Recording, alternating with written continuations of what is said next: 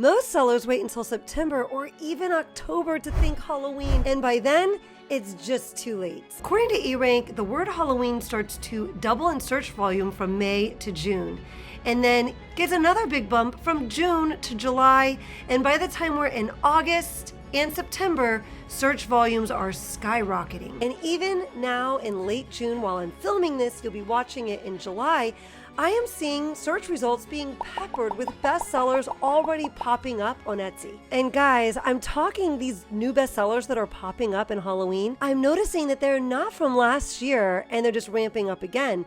A lot of them are brand new designs just listed within the last month. If you're wondering how I get data like that, I do use a paid tool called Everbee. There is a free version. You could check it out if you like. I'll leave it linked down in the description. But I'm quickly able to see that something is listed only within the last month, and then Etsy is showing that it's got a bestseller badge or popular now. Then a lot of times I'll click into these listings and I'll see that we've got 14 in the cart or even 20 in the cart already. And here we are in June and July, which means these listings were being created really in May and in June. If you are waiting for September or God forbid October to start thinking about Halloween, you're going to be too late. And your sales are going to resemble how I usually decorate my front yard for Halloween, like an empty graveyard. And your October might feel like you're walking through a haunted house because of how spooky those non-existent sales are when we keep hearing about Q4 and all of the money that we can make during this latter part of the year, October, November, and December. Right about now, you might be wondering, well, geez, how do I stand out for Halloween? I mean, I'm a new seller and people have been creating Halloween things for years. They rank better than myself. We're going to do today exactly what those sellers are standing out right now with, those listings that are only 1 month old. I know exactly how they're standing out and I know exactly how they're getting those bestsellers. And I'm going to show you that today. This video is part of a series that I call the last design video you ever have to watch, because in this series, I am showing you how to create trendy designs so that you can stand out. And the concepts that I go over in this video series can be applied to any point in the year at any time with any niche that you're working on in your shop. So in today's video, we're going to cover one really hot recent trend. And all of the best sellers that have ever been on Etsy prior to now for Halloween, well, there aren't many options with this trend because this is the first year that this has been a trend. And that is why Etsy will never be too saturated for you in whatever product that you'd really like to sell in. If you're making new designs and the new trends that people are wanting, then you're always going to have a place on Etsy and you're always going to be able to make sales. So just in the last maybe 4 to 6 weeks, this scalloped border type of design has become very trendy. More and more bestsellers popping up with this type of style. Specifically, vertical lines in the background have been very popular. Faux borders or scalloped edges have been very popular. So we're going to pull these two listings as our inspiration. One of them is patriotic themed, as 4th of July is gearing up right now when I'm filming this video. And one of them is lemon themed, as we're, in the midst of summer here. But these can easily be applied to Halloween and they are going to sell great. Now in this video, I am going to show you how to accomplish this with Kittle, and I'm going to create a couple of designs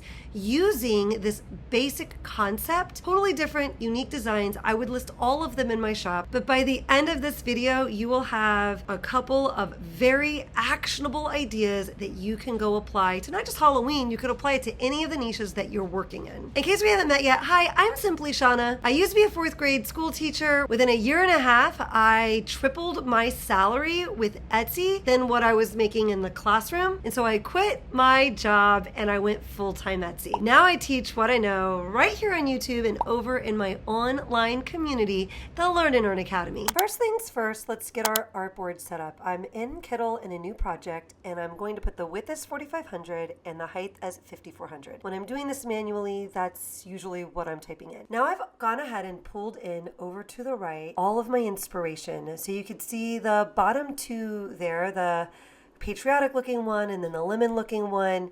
These are kind of the looks that we're going after. This is very much on trend. It's just been popping up in the last month, and that's why we're going after this type of look.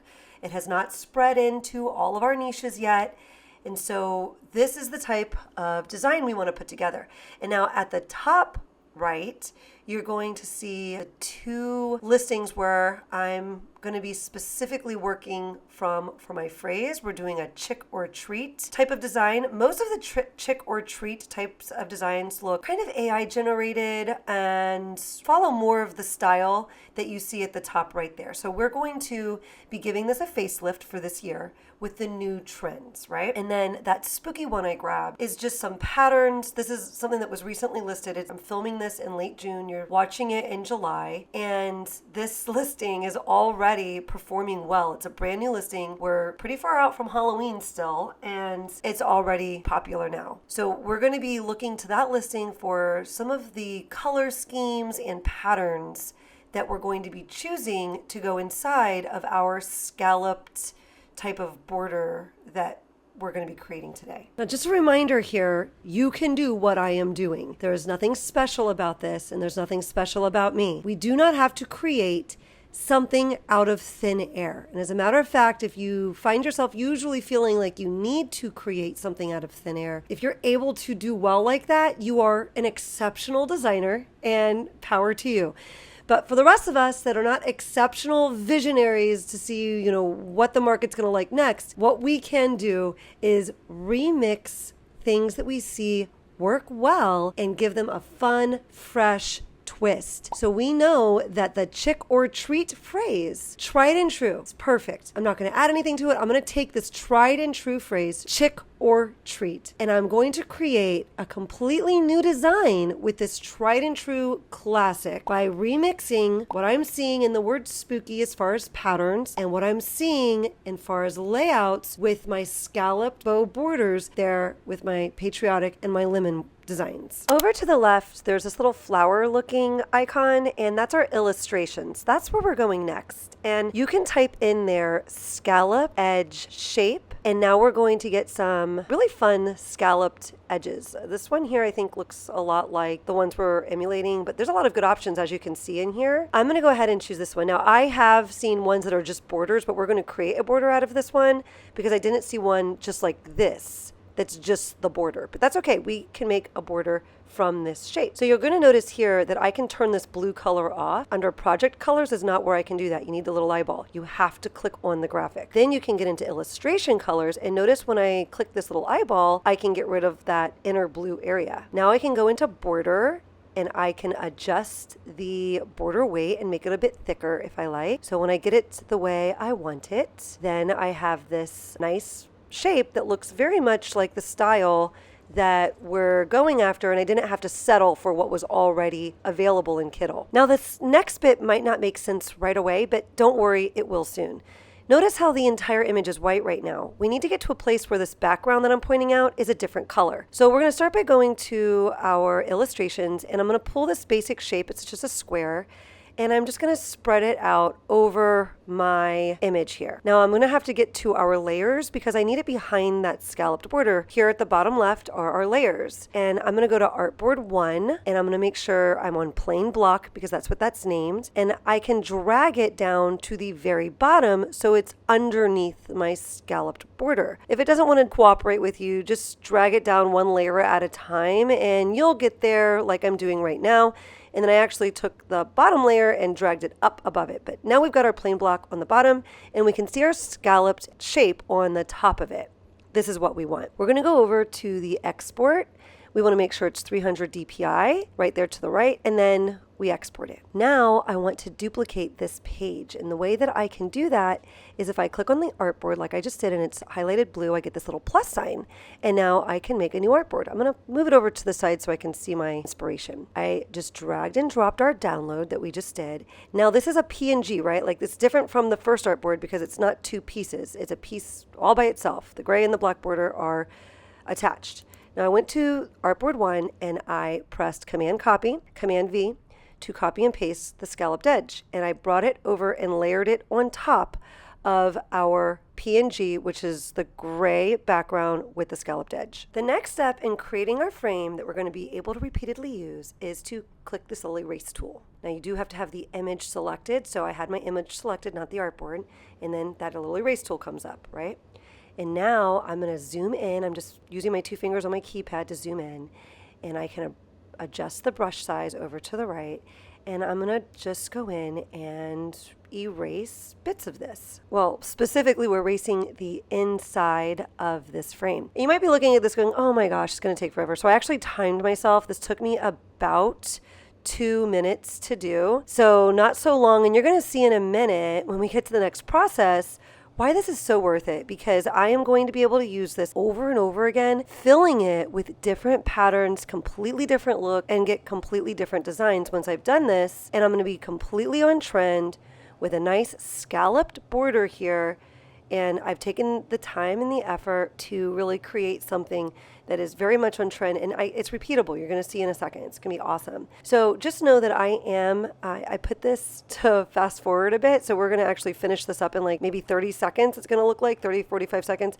It did take me about 2.5 minutes. I want to remind you that earlier we actually, dropped our PNG, the gray with the scalloped border on top.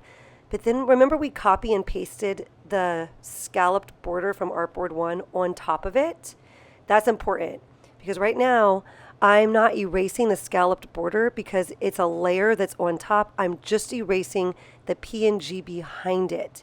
So that makes it a lot easier to work with, and I don't have to be, super careful. It'd be impossible to not get the scalloped border if I were just dealing with the PNG layer of this on the bottom. It was very important that we duplicated that scalloped border and have it on top. So over in layers, notice I'm in Artboard 2 because we're dealing with Artboard 2. And I'm going to the background and pressing the eyeball, and I'm getting rid of that white color, and I'm seeing my transparent background. Next, I'm exporting with this little shortcut button up here with the arrow down. And now I'm going to click on Artboard 2, see how it lights up blue, and then I get that little plus sign to make a new artboard. So now we've got Artboard 3 here, and I just dragged and dropped our little export right from my downloads, and I am putting it, notice it's white inside, that's because my background is white. So I'm going back to background and Artboard 3 over to the left and turning the background off so I see the transparent inside of Artboard 3. So now we've got our frame over here in Artboard 3,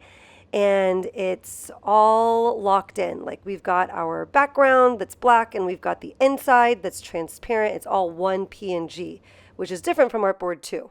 Artboard 2, we've got different layers there. Now we've just got this one transparent background. Now I've gone into my uploads. It's a little cloud with the arrow, third icon from the bottom on the left here. And I've already downloaded some really pretty sheets or digital papers from Creative Fabrica. So we've got this orange striped one here, which has been very, very trendy on Etsy. And notice it's like on top of everything. So I'm in Artboard 3 in our layers, and I just pulled it to the back. So now, look at it. It's so cute. We've got our striped lines behind this frame, but we still have a problem. We need to get rid of the outer edge of it. But that's okay. I'll show you how to do that in a sec. I have made us an Artboard 4 by pressing a little plus sign, and I just want to have so much fun putting a couple of these together. This is why it was so worth it. I go into Artboard 4 in my layers. I drag my digital paper behind the frame. Now I click on Artboard 4, light it up blue, get the little plus sign. We're moving and grooving.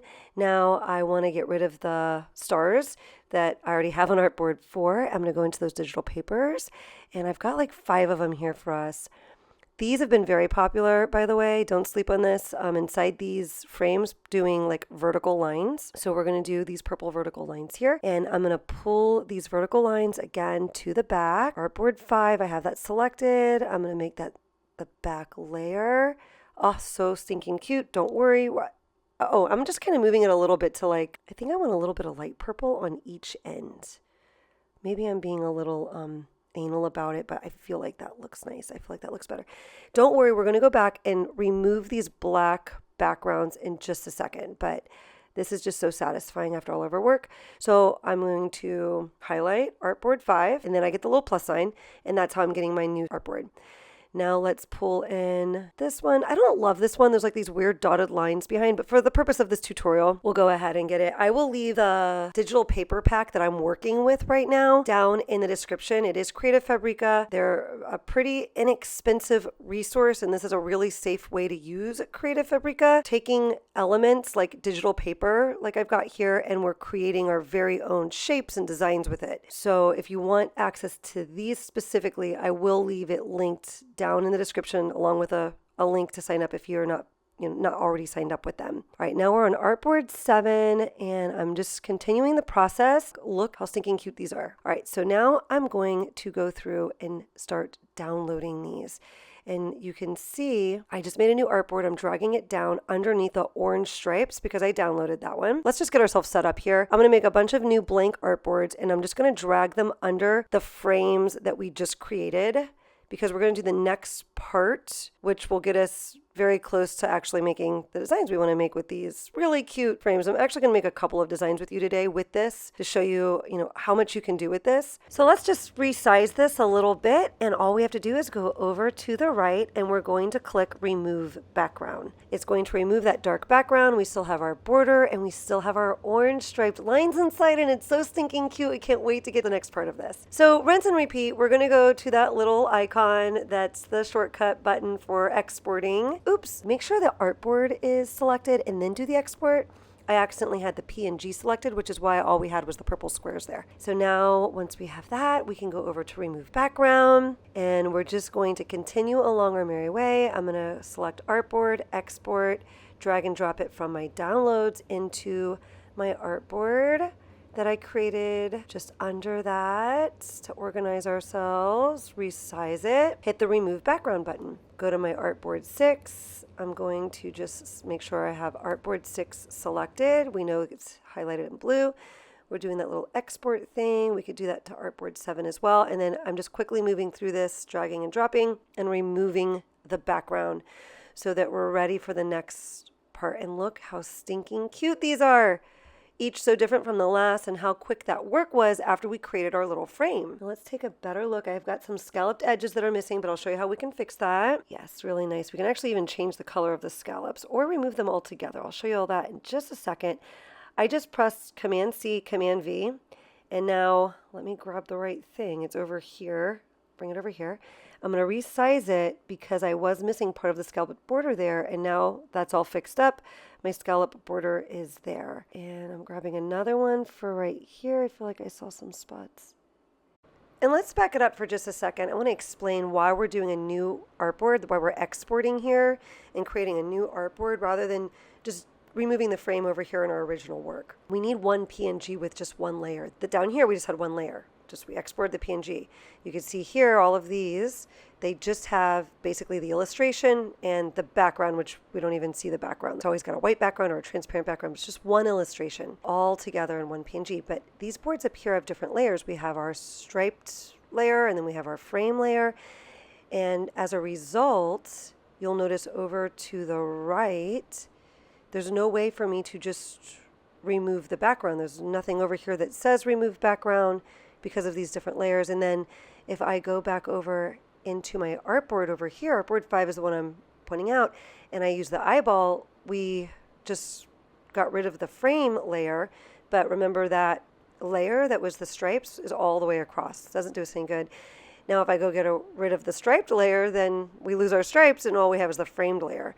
So that's why we really have to create a new artboard, export the PNG, and work with it all as one PNG. So it's basically one layer so that we can remove the background. We're going to design down here. So I'm going to pull my inspiration down here next to this orange striped frame.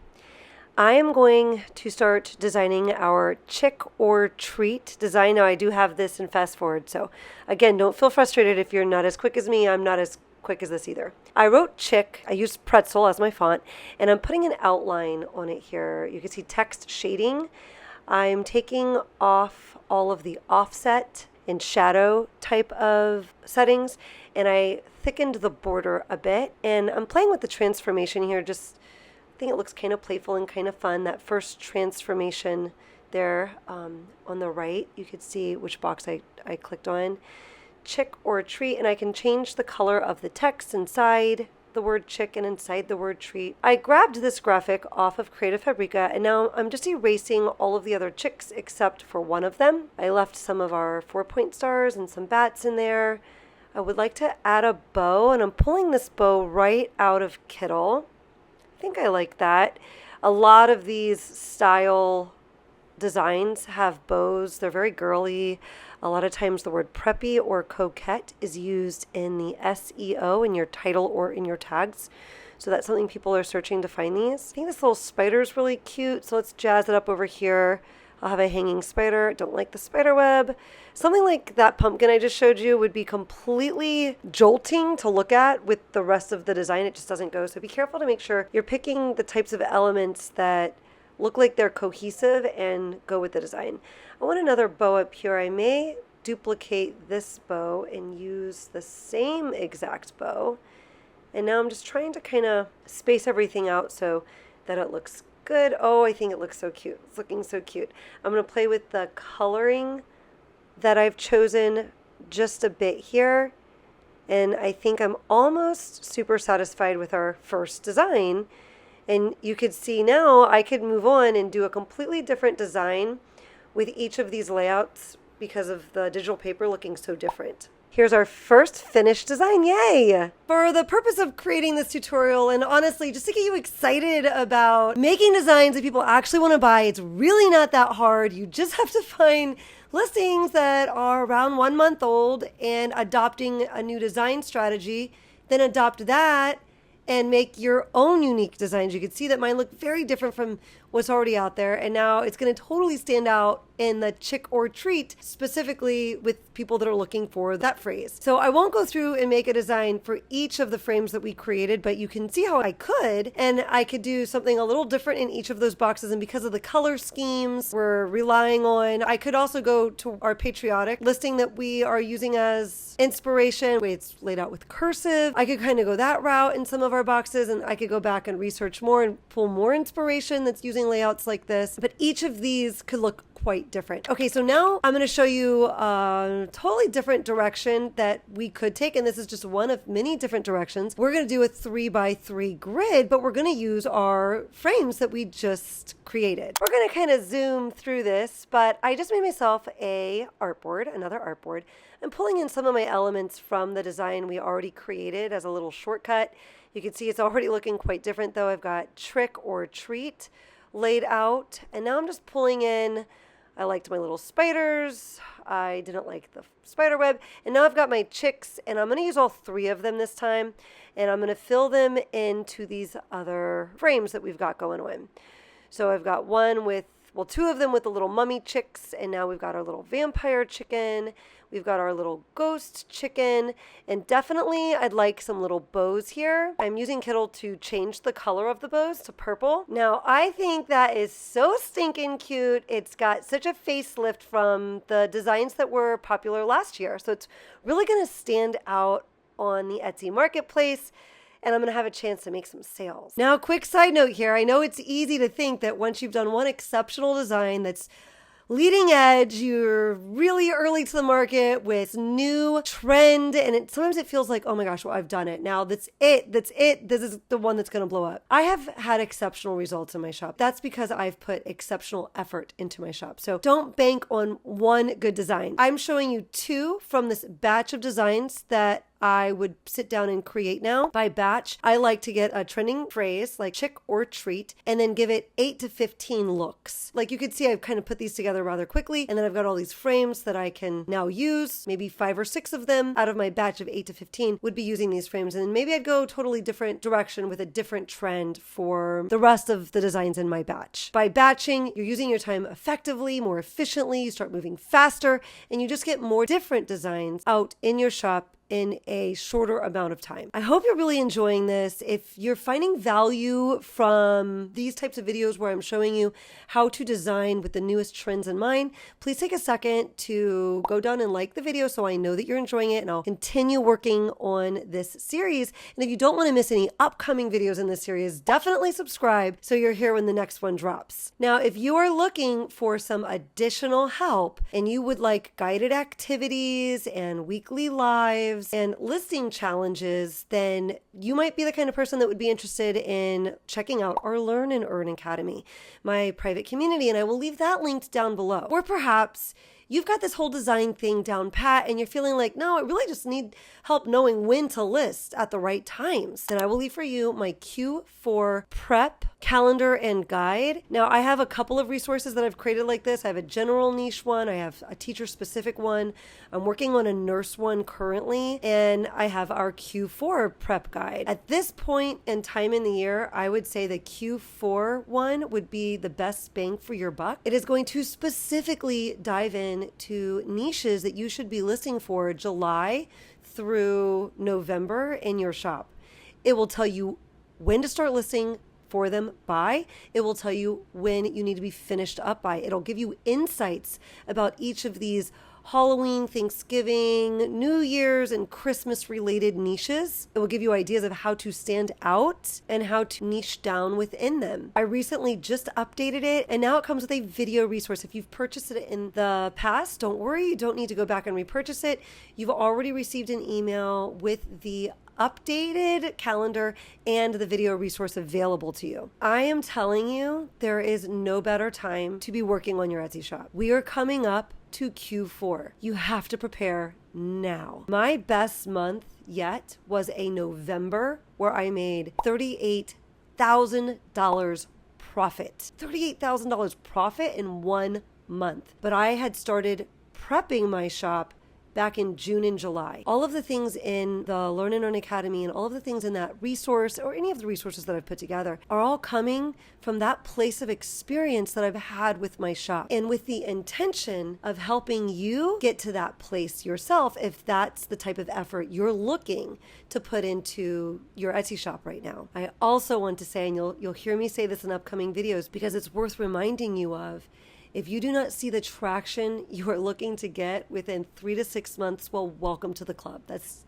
just not how it happened for me either. But Etsy works on momentum. And as you build momentum in your shop, that starts first with your efforts, your listing momentum, which down the road, 4, 8, 12 weeks later can lead to a sales momentum, depending on how quickly you are listing items like the ones we talked about today in this video. Items that are based on the new trends that have been coming up, and you're giving this really new look to your niches. And once you gain that momentum, the momentum will keep swinging. Etsy works on momentum. Once you get sales, Etsy wants to put your shop out in front of more people because they're like, oh, this shop is making sales and we want more of that because they're a business and they're looking to make money just like we're looking to make money. So they're going to place shops that are making sales in front of people more often. So first we have to start with our own listing momentum. Then once we get a little sales momentum going, Etsy will help us out little by little, more and more. The momentum will keep swinging as we keep feeding our shops, keep feeding the fires that we've started, and we have a chance to really grow. So if you could dig yourself out a little nook in Halloween this year, then next year you have an opportunity to really scale up and much, much bigger because of the momentum that you already started in your shop. Now to finish this off, let's go over to Printify and just load these up. I'm picking Comfort Colors because Comfort Colors has been a very popular t-shirt. All I have to do is drop it right onto our t-shirt. I like to blow it up pretty much as big as I can get it. If I go any bigger, the bow is going to disappear. I've centered it. You could go through and pick your colors. Just for the purpose of right now, I'm picking pepper, ivory, and maybe violet would be fun. You can also make this decision based off of what your design looks good on and based off what you see is doing well in the market. What are other bestsellers on? This can give you an idea. If you thumb through, you can look at it on the mockups. If you're unsure about where your design is going to sit, this will make you feel better, and you'll know how to mock it up on the mockups you're actually going to use in your listing. Don't use these mockups in your listing. Go find yourself some really pretty ones, some really nice ones. I usually buy mine right off of Etsy, and I use the same ones over and over again. So once you've invested, you're good to go. Here we could drop this on. Purple, it doesn't look great on because it's kind of losing our purple, but it's looking good on ivory. And this is something I usually have in mind when I start designing, which colors I'm going to put that batch of designs on so I can make sure they all look good when I go to mock them up. If you're watching this when it comes out, it's mid-July and we are full swing in our 30-day Halloween challenge over in the membership. I will leave a prompt down below where it gives you 30 daily prompts for the Halloween challenge. So you could go through that self-paced and get through all of these ideas. By the time you're done with it, you'll have 130 new designs for your shop. And if you're looking for a little more support, like daily video prompts to go along with the written prompts, weekly challenges, and weekly check-ins to see how you're doing with your goals, that's something I'm able to offer over in the membership, and you're welcome to join us. You'll be joining the challenge a little late, but you can join and work through it anytime you like. We're going to be launching a Christmas challenge come early August, which will also have weekly check-ins and weekly lives so you can get the kinds of questions asked that you need to ask, the kind of support you need in order to build your shop in a way that you can really see the payoff this Q4. So I actually need to go make a guided activity over there for the membership. I can't wait to release it over there. It has to do with giving a very tried and true Halloween phrase a new look. If that sounds like your jam, again, the link is down in the description. And if not, then go back and watch this whole video series, the last design video you ever have to watch. You're going to learn so much and your designs are going to be so much better than they were. Okay, guys, keep it real and go get designing for Halloween. I'll leave another design video just like this right up in the corner for you. But of course, don't go over and watch that until after that tip from Tucker. Tucker, take it away.